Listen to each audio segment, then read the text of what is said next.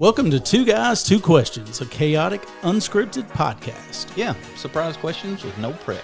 I'm Ryan Keaton, a real estate guy who's happiest with an ocean view. And I'm Jarrod Greer, a retro toy fanatic / loather who may or may not have a Batman cape within arm's reach right now. You definitely do. You don't know that. From alligators to vibrators, superheroes to existential crisis, we cover it all. Plus, every month we'll bring in a mystery guest and try to keep things extra unpredictable. So if you like spontaneous conversations, French bulldogs stealing the show, and two guys who think they're funnier than they probably are, then you're in the right place. Yep. Well, enough of this. Let's do this. Two Guys, Two Questions starts now. Awesome. All right, here we are. Well, sweet man, remember Manopulate. Yeah. So Yeah. I went out, I figured out. So manipulate apparently is a word, Okay. which honestly was a good honest mistake in the moment, but was what it was. But Yeah. manipulate apparently has two meanings. Okay. So Let's hear. one meaning is what you would think. It's basically just to monopolize the situation by manipulate. Oh, okay. So, monopolizing something going on. yeah. The other one took a little bit of a turn. Okay. Well, I remember when you said it, I Googled it immediately. And I don't remember what it was, but one of them came up and I was like, oh, that's good. That's hilarious. Yeah.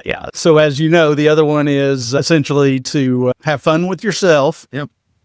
Ejaculate on a rainy day. I don't know how the fuck it's relevant, but on a rainy day with Monopoly. And then once you finish, you roll around in the Monopoly money and say, I'm rich, bitch. That's too much, right? That was what I learned this week. Okay. Well, that's fair.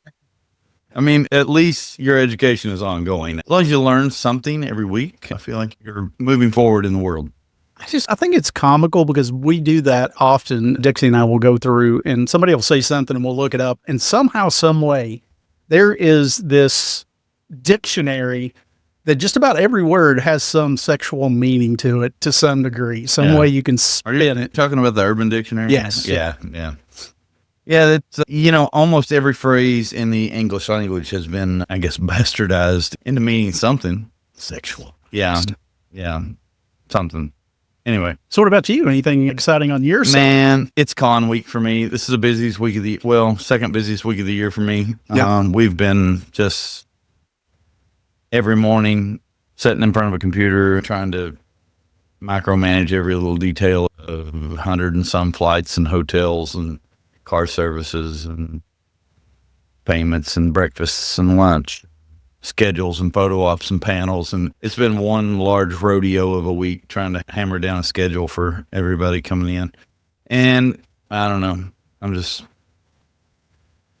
Is it with the cute squirrels? Is that intentional Cute to squirrels, try to where? calm you? Oh, no, I think that's, here, cute squirrels. No, I think that is a Microsoft selected background. Yeah. Every once in a while, they just show me something and go, hey, how do you feel? I think the question is, how do you feel about this background? I feel warm and fuzzy with I that. do too. That calms me. It's definitely calming. Anyway, so today we started loading trucks, so that makes it like really real. Monday morning, I get up and drive to Lexington, and I'm there for the next 8 days. But I don't know. It's been a hectic week. I'm completely already burnt out, and I still have 9 or 10 days to go. Maybe you need to manipulate. Well, I never was that big a fan of Monopoly, but it is supposed to rain tomorrow. There you go. Yeah. What's up in the wide world of real estate this week? Anything? Selling houses this week? It's been actually this week was just met a bunch of new clients and trying to find things for them. So it's been just limited opportunities out there in the market. So, just the fun thing of tracking down options. And it's funny, so you mentioned the dogs don't tend to do anything until we're going to shoot a podcast and then they come alive. So they have been cooped up all day. I don't know if you can actually hear that coming through on the podcast, but my dogs are having full on WrestleMania 3 feet from Ryan right now. And if you've ever had Frenchies, they get into it, man. They try to kill each other. Not really, but Frenchies love to play rough. And I've been gone all day, so they've been cooped up all day. I got home 10 minutes before you got here, so they are ready to de-stress themselves by having WrestleMania. And that's just a normal occurrence with 2 or sometimes we have 3 or 4 Frenchies in the house when the girls who work for me are over here. I don't know. It became a trend in my office. French Bulldogs just, well, partly because I'm sure I've told you this story, but I own a pet store and we got a litter of Frenchies in and we got 4 and we sold 1 and we kept the rest. So mathematically, it did not work out for the pet store, but everybody in my orbit has a Frenchie now. So, it's good times, good times. I don't think they won't settle down this whole hour. It'll be good. But I don't think they're coming through on the audio. So here we are. Sweet. What did you come in with question-wise? Oh, you ready for a question? Yeah. So this is important to me right now because I got to be honest. I'm a little spent right now. And I've still got 8 or 10 days to go here to power myself through just to keep going forward. Where do you find that motivation? And when you wake up in the morning, where do you find the motivation to get up and answer all the stupid questions in your emails and take 41 pictures of a house for somebody that you know is not going to buy it and to do all of those things? What is your core motivation for doing that? That is a good question.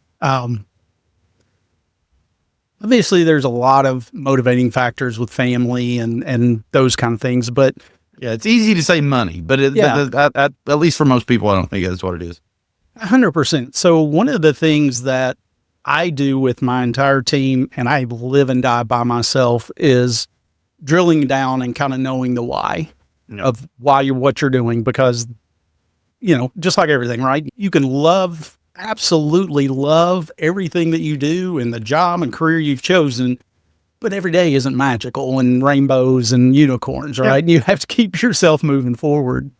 And to me, I love teaching people, I love educating, and I love helping people. So that really is probably what boils down to going the extra steps with people and trying to really drill down, find the property, make sure that they understand, that motivating factor gets a little bit different now that I have more team members and things like that that's working for me. And, as we're growing that, pouring into them, but fundamentally waking up each morning is honestly, I lay there as though I am sleeping and working through with myself and basically just remind myself why I'm getting up to do, instead of laying there in the bed till 11 o'clock or noon watching ESPN or whatever in the heck else, your ails you, why to get up and do those things. Yeah, I've, for a long time, I didn't want to get up and go to work and punch a time clock.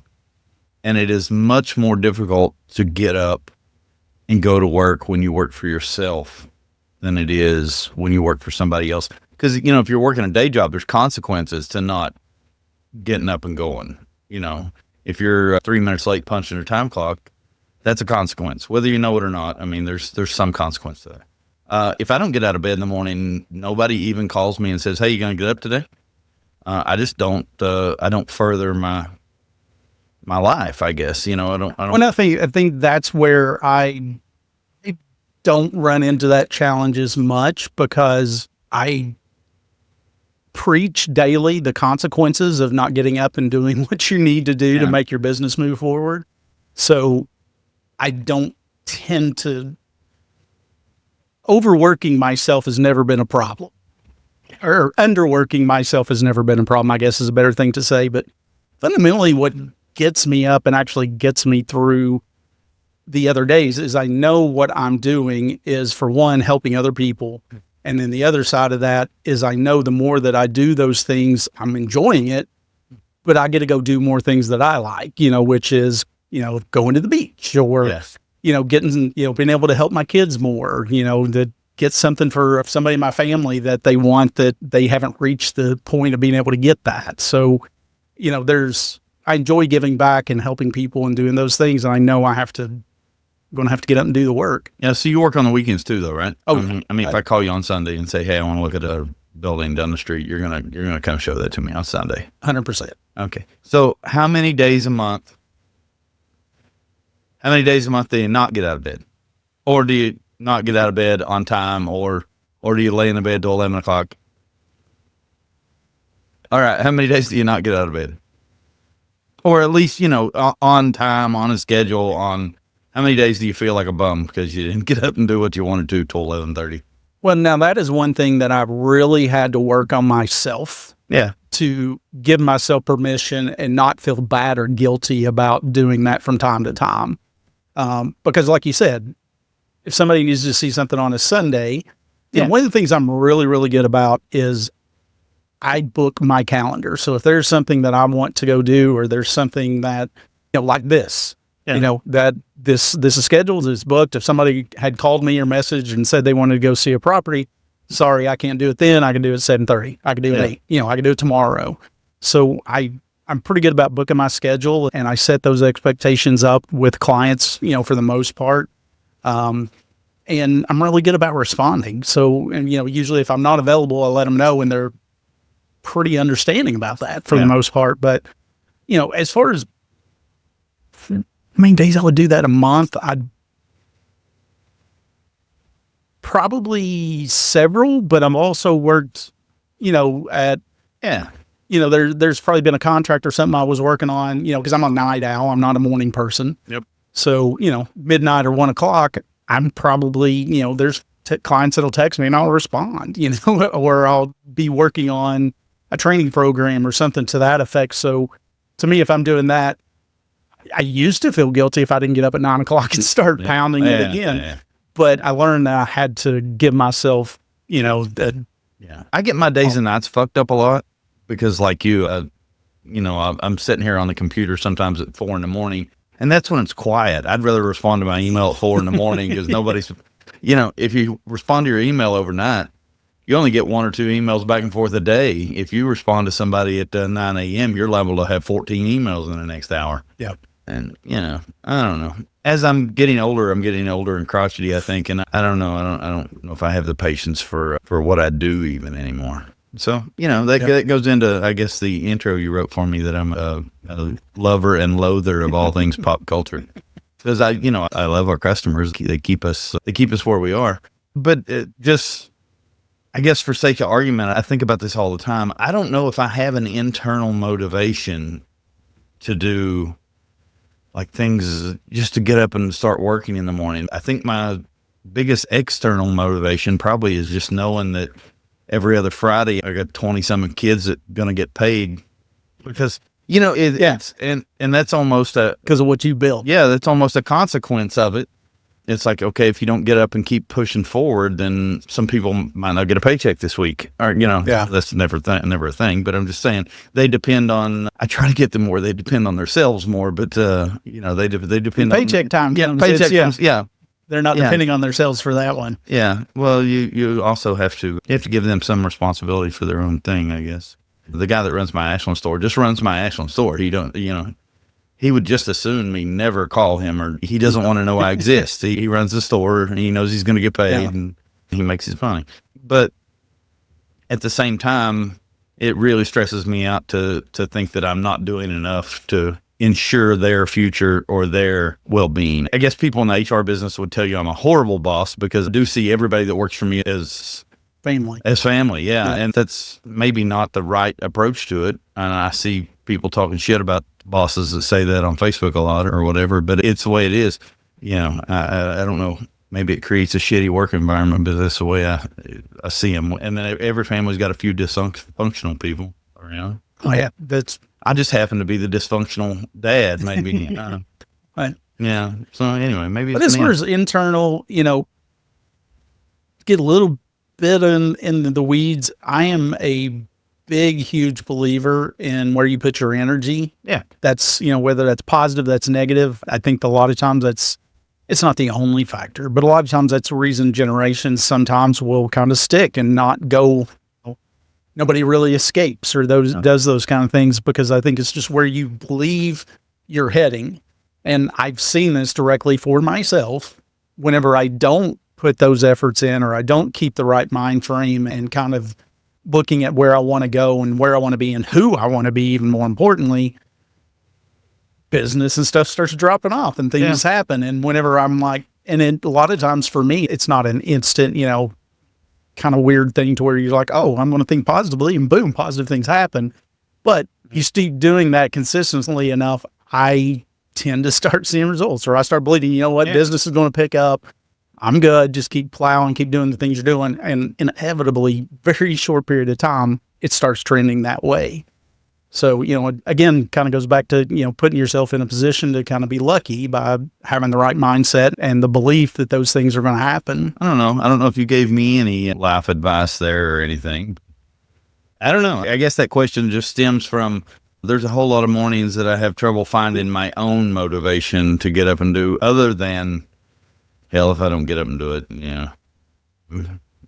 people are dependent on me, I guess is. Yeah. I guess the only thing I would suggest is, if you can find a way to either just kind of meditate, or I don't know where you're at and that kind of thing, but I mean, giving yourself a period of time to be able to not think about every single thing that you got to do that day, and I'll tell you, one of the biggest things that I started doing, especially, there was a stretch of time where things were going a little sideways with business, and just things weren't going as well as I wanted them to go.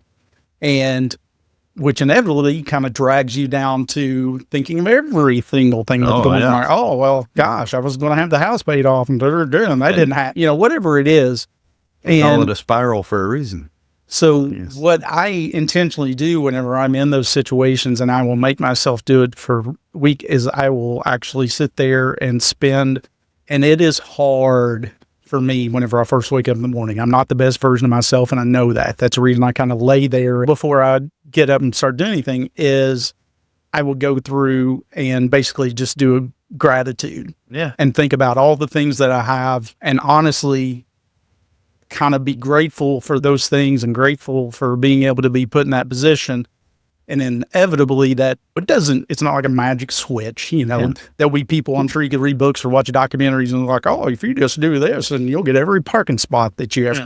But in reality, if you do those things, it does trick your mind a little bit to go, okay, now you're going into the day a little bit more grateful, and doesn't mean things are going to go perfect, but it does kind of put you in a better mindset. So I guess that would be the only thing that,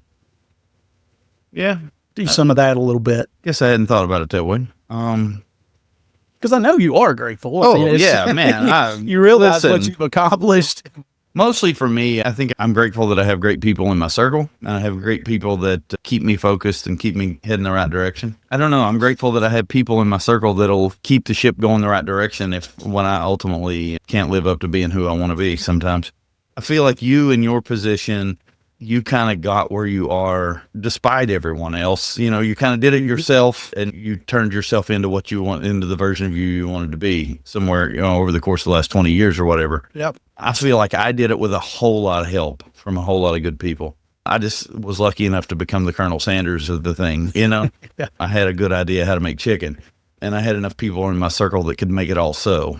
Or do the right. Yeah. So I don't know. And so I guess that's why ultimately my reason for keeping going forward is to ensure that those people taken care of in the mix, or, that those people have a future in what they want it to be. Anyway, I guess that's we probably beat that to death at this point. Anyway. Oh, that's a good one. Yeah. So I'm going to go a little different direction. Okay. So let's say we have a vampire apocalypse. Oh, damn it. Okay, vampires, not zombies. Vampires. So yeah. Shit, I got a zombie plan. I don't have a vampire plan. So that's my question. So vampire, go. No, I'm just kidding. Yeah. So the vampire, would you like have the vampire killing kit? Are you going to have the garlic, the wood sword and all that kind of stuff? Or would you like to be turned and almost like a Twilight situation where you've got a whole tribe? Which one do you want? Or which route do you think you would go in if that was a reality? Okay, so first off, I should get this out in the open. I have nearly the whole Twilight cast, or well, not nearly the whole. I have a big chunk of the Twilight cast at the convention next week. I've never seen the movie Twilight. I have no idea what a Twilight vampire is like. I am told they sparkle. They do sparkle. They do sparkle. I don't want to sparkle, okay? So do you? But I definitely want familiar with the premise of vampires. Yeah, and they live forever. Yeah, but I definitely want to be a fucking vampire. I mean, okay, so you want to be a vampire. You're not slaying them. Yeah, I'm not Blade. Yep, I'm definitely a vampire. Although I think the eternal life thing could be a drag. Really, I can see myself wanting to sleep through large periods of time. What? I don't have living ever to sleep. Because death just gives that to you. You know, there are times in history that who the fuck wants to be part of? You know, I'm sure there are good times. I'm sure there are shit times. The 20s, that sounds like a good time. The 30s, not so much. The 40s, there's a lot of war going on. The 50s seemed like pretty good times. I don't know. I wasn't there. But, you know, I'm saying there are probably 10 or 15 year stretches you don't want to be a part of. But there are probably some really fun times to have been part of. You know, vampires are pretty man about town kind of thing, generally speaking. Yeah, I can see that. There are probably girls into vampires. I think so. You know, and there's probably a whole lot of other reasons, but I can't see myself chasing vampires just for the sheer, you know, I'm not a deer hunter, so why do I want to go out and fuck with a bunch of vampires? I don't know. That is a damn good question, really. I can see so many positives to being a vampire. I can see a few negatives. I don't really see many positives to hunting vampires. What? And like I said, it can be hunting or just like steering clear. You just want to live your life. You're 75, 80, 90, whatever you got in you, and then dip out. But, you know, can a vampire take himself out if he wants to? If he's lived 900 fucking years and he doesn't like the president that just got elected, he's like, fuck this in the next 4 years. But you know what? I'm just done anyway. Can he take himself out somehow? This is vampire lore that I know nothing about. Maybe the world will, but, or maybe this will be a good one for everybody to tap in. So I think it depends on, you know, which, you know, like, which version so of like the Twilight, right? The yeah. reason they sparkle is because, you know, in that world, you go out in the sun, you die, you know, and that's pretty much a standard rule for all. Yeah, I think that applies to all of them. So I think that's the route to go. That, you know, if you're just like, I'm done, you know, you're probably living in some house that's got blacked out windows or whatever you're doing. I guess you just raise the fucking blinds. Say, this is done. it. I'm done. I'm out. Yeah. Boom. Fire burst and you're gone. And that, it seems like that's a pretty, you know, all movies about vampires are essentially documentaries, right? That's all Twilight. I mean, I guess that depends. Do you believe that they're real? If it could be a documentary, it could be a mockumentary. I mean, yeah. Somehow at the con this year, and it was just purely coincidental, we ended up with David Boreanaz from Buffy and Angel. And then we ended up with a bunch of Twilight people. So we ended up with an accidental vampire theme. So I will try to get the education on vampires in the next 10 days and report back. But I think I'm definitely put me on the list to be a vampire. Yeah. What about you? Tell me this. You know, I thought a lot about this, and I too can see the downsides, right? Because you're going to definitely see a lot of people come and go, death, those kind of things. Especially loved ones, and you know, there may be loved ones that don't want to take that ride. I saw an interview with a vampire once. I think you can just bite them and, you know. Oh yeah, you could turn them if they're willing to be turned. Does that make you an asshole if you're a vampire and they don't want to be turned? They don't want to be turned, but you're like, I don't want you to die. So while they're sleeping, you just go bite the shit out of them. I think they're just an asshole. Are you an asshole just by virtue of being a vampire though? Is this a fish being pissed off because he's wet? You know, true. I don't think know. you are, because I mean, I think it depends on how you decide to feed, right? You know, if you're just going out there just slaughtering, you know, Jarrod that decided he didn't want to be a vampire and you catch him and you just drain him, kill him, then yeah, that's kind of a dick move. Yeah. If you're a vampire, and I guess we should let's get this out in the open. We're both straight white males. If you're a vampire, how long before you bite a dude? How hungry do you have to be before you bite another dude? Just biting a dude make you gay? Or I don't know. How often? Not that there's anything wrong there. How hungry do you have to be to bite a dude? I mean, I'm saying, are you 6 days hungry? And how often does a vampire have to feed? These are all good questions. These are good questions. Yeah. I don't know the feeding schedule of a vampire. Well, let's say you have to eat every day, hypothetically. Yeah. Day 6 comes. Are you biting a dude? I'd say you're probably biting a dude pretty quick. Because, I mean, at that point, my limited vampire knowledge says that's a pretty desperate hunger. Yeah. And there's a struggle to have control whenever you see blood or smell it or whatever. So I'd say you're probably not giving two shits, whether it's male, female, dog, whatever you got to get your hands on to eat. Yeah, I don't know. I guess I'd really have to put some How thought. hungry do you have to be? I mean, how many days? How many Listen, days could you go I'm through? that guy. I mean, here's the other problem with that. If, say, there's a girl, she's been annoying you for a long time, and you're hungry, so you bite this girl, you get to feed. Is this bitch now around you forever? Yeah, Annoying you forever? Is she now an eternal life mate of yours? I think somehow, this some work? way, you're tied to whoever turns you to some degree. God, listen, I don't know about So I don't this. think you're feeding on people that. that annoy you? Yeah, I don't think that's a good call. Yeah. I think you're feeding on randoms, or And then sending them on their way.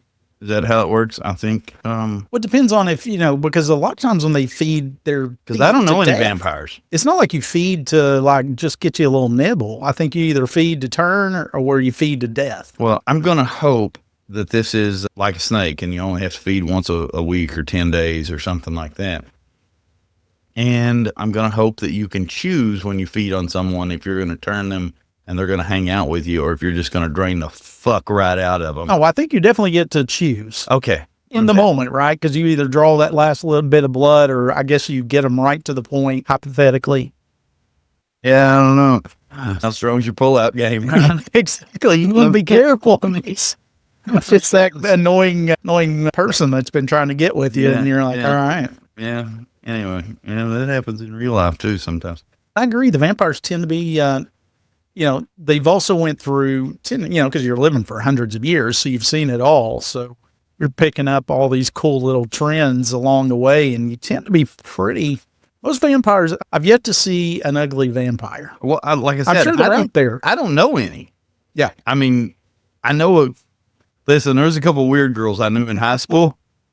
Well, That I still see them on Facebook now, and I'm be sure they're vampires.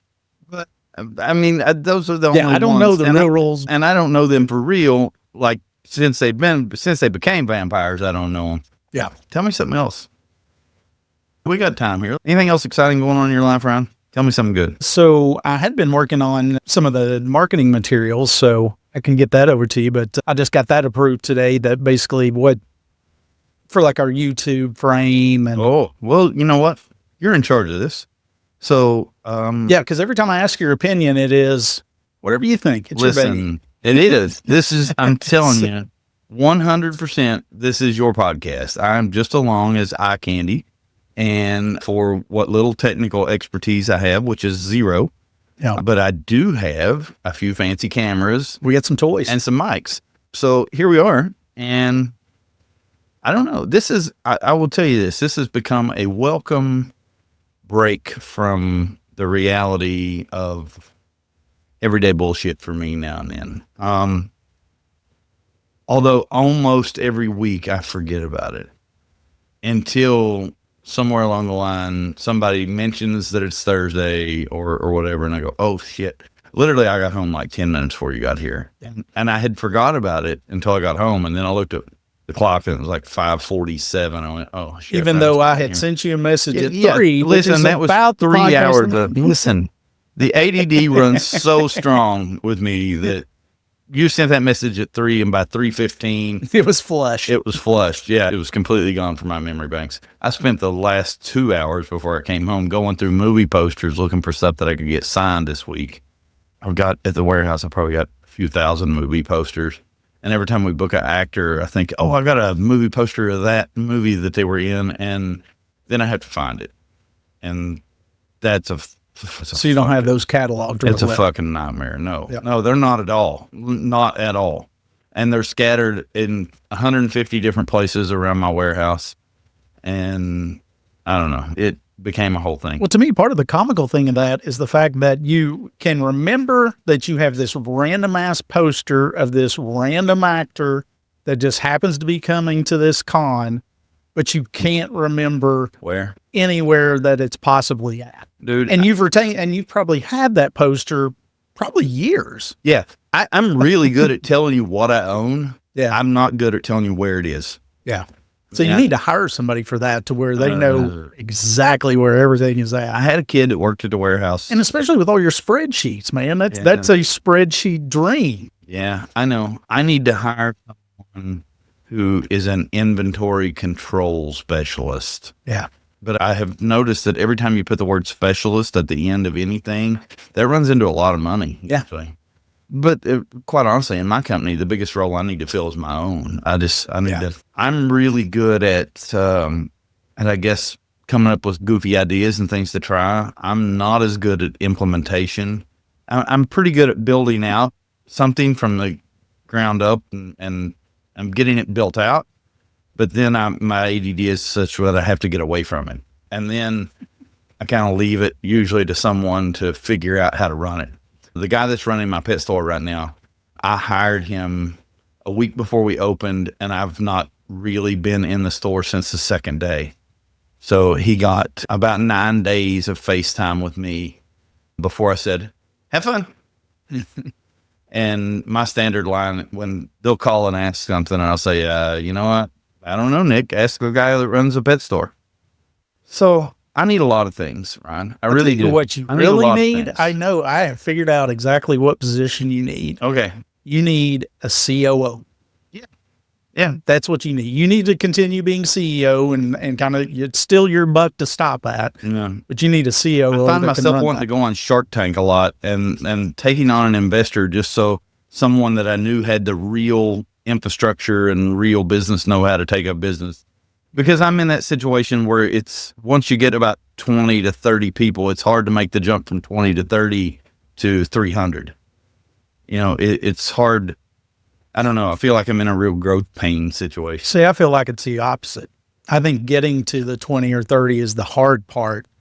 And then the 20 to 200, 300, 400, whatever that is, that's the next easy step because it's just a matter of systems. And then once you have systems in place, you just rinse and repeat and you put the right people in the right position to be able to run that, which is what an operating officer would do. Yeah. But the challenge is that's not cheap. I keep telling myself that what we do can't be pinned down to a system, but it could. Mm-hmm. I guess I'm not the system guy, you know. Yeah. I'm not the guy that. Which is evident with the fact that you have your calendar on a spreadsheet. Yeah. Yeah. I mean, by definition, the systems guy wouldn't have a spreadsheet for his calendar. Probably true. You know, I used to say, people would say, well, what's your plan with this business or whatever? And I'd say store 264, Madison, Wisconsin. That's where we're going. So I got up to 3 stores and realized I could not keep a grasp on the 3rd store very well because it was so far away from me that I couldn't get down there and I couldn't find a manager that would really impose my will. And then also the challenge is we buy things off people. We buy things off the street, you know. So it's nearly impossible to take someone with, it's not impossible, but it's really hard to take someone with no experience buying and selling stuff. And not everyone's wired to buy something and then sell it, you know? Yeah. So you have to have people that know a little bit about everything and also have the gut check to be able to know what to pay for something. And if we can spend 20 to make 40 tomorrow or 20 to make 30 tomorrow, or if we're going to spend 20 and make 28 in 9 months, you know? Yeah. So that's the hard part. I think for me to ever try another third store, I'd probably have to know who the buyer was the day I was opening. You know, I'd have to feel confident in that. I don't know how Half Price Books and all these people train those buyers. And maybe it's as simple as having a computer system that says, oh, He-Man figure, pay $1.12. You know, which is what GameStop does. And that's why people give GameStop so much shit on the internet about not paying for anything, because they have to have a number in their system that they know is safe. You know, every copy of Pokemon Blue is not as the same. So they have to have a lowball number in there that they know is 100% safe. 20 years ago, somebody told me that if I was going to buy comic books, I should pay no more than $30 a long box for comic books, and I would always be safe. So, you know, when I'm unsure, that's the number I go to. Yeah. Well, I think that's the thing is that the reason, and because in my head, everything you're telling me is all the reasons why it should be easy to move to the next one. Because I see the vision in my head of, okay, well, cool. Then you have these certain baseline numbers of, like you just said, and that's what the person that's running the store has the approval to do. if it's going to get into a bigger purchase to where you're like, okay, I got to make some gut decisions here, or I got to make some business decisions of when this makes sense, until that person's trained and you fully think, okay, I can come and work for them side by side and they're going to do exactly or pretty damn close to what I'm doing, then you got so much technology. You got Zoom, hop in the plane and fly there. You know, if you're going to make enough money that would cover that flight and it makes sense and all that kind of stuff, then you go do it. And then as far as the, you know, to me, the toy specifically, that is an easy, you could have geeks in Wyoming, you know, the geek store in Wyoming, the Inner Geek. Yeah. And it would be the same. But, you know, you also got the ability to sell this stuff online. So, it, you know, you got to look at a number of things and how important it is to actually have that storefront and then carry those expenses. Your daughter was actually starting to get pretty decent. I don't know if we've ever talked about this, but Ryan's daughter worked for me for a while. She was actually starting to get pretty decent at dealing with the buying customers, or, you know, buying stuff off the street thing.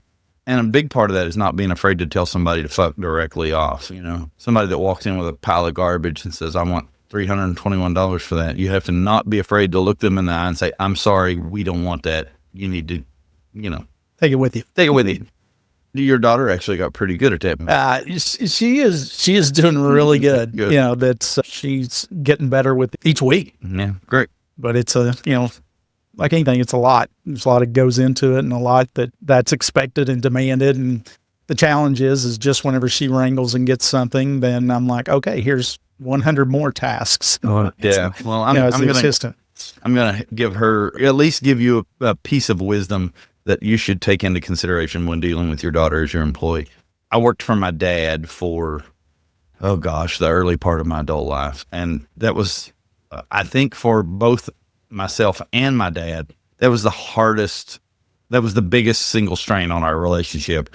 Was my dad always felt like he had to show me extreme favoritism in the wrong direction. I guess, you know, I always got the shittiest jobs in the place, or at least that was always the way I took it.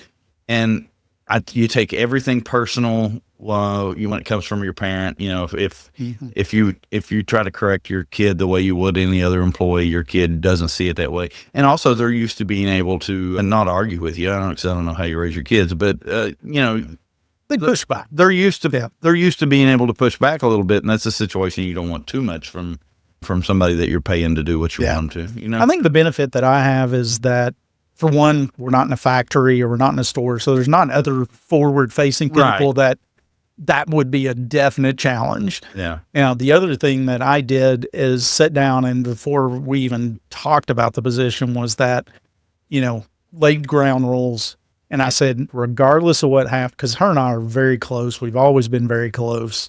And I was like, this can't fuck up our relationship. Yeah. It can't put a strain on it. If it gets to the point where either one of us sees that happening, let's figure out an exit plan, you know, and be very patient with whatever that exit plan is. So if you need to go find another job to replace this, if that takes 30 days, 60 days or whatever, as long as we keep going, but we can't screw up what we have as, you know, as our relationship. And I would, you know, it's funny because I would almost think that we're just continuing to get closer. Yeah. You know, one of the things that I do too is that there was a couple calls where something came in, and we have these group texts a lot of times with clients. And one came in after the hour that she was supposed to, you know, see, quits at like 7. This came at 7:30. And she sent me a message afterwards. She's like, I'll go ahead and get a hold of the agent and I'm going to do this and da, da, da. And I'm like, no, you're not. I appreciate it. Thank you very much for doing that. But I don't want you to work past 7:00. That's whenever you got off, go, you know, whatever you would do normally, that's Yeah. what I want you to do. And she's like, I don't care. And I was like, and I thoroughly appreciate it, but I want to respect that boundary. yeah, Just because I don't want it to turn sometime to where I need something, I can't do that. And then now I'm like, I know it's 4:30 and you've been off for 2 hours, but can you do this? You know, Yeah. and that's easy to do. So, you know, I just want to respect just like I would anybody else that's in that position. But yeah, it's a delicate dance with the pushing back or doing those things. But How do you handle that situation with realtors that come in under your umbrella? So if I'm a 21-year-old realtor, you know, I'm coming in under your team, or I don't even know how it works, but Anyway, do you tell them to not answer the phone after 6 o'clock, or you tell them you better answer this? When they're not an hourly employee. That's true. They're not an hourly employee. These are independent contractors that are just having an association with me. Yeah. But, I will tell you that the funny thing is that I've been in management and sales my whole life. And I worked this one, there was this time frame whenever I worked for Enterprise Rent Cars, one of the best jobs I ever had. I remember I rented a fucking van off of you once. Yes. But I was really, really young at that point, like early 20s, and I catapulted up and I was the manager of the largest branch in the state. And I sucked. I just sucked as a human being, as a manager, because I hadn't quite learned, because I was getting killer results. I mean, I got promoted like 4 times one time within a year and got to this point, to being the manager in that branch.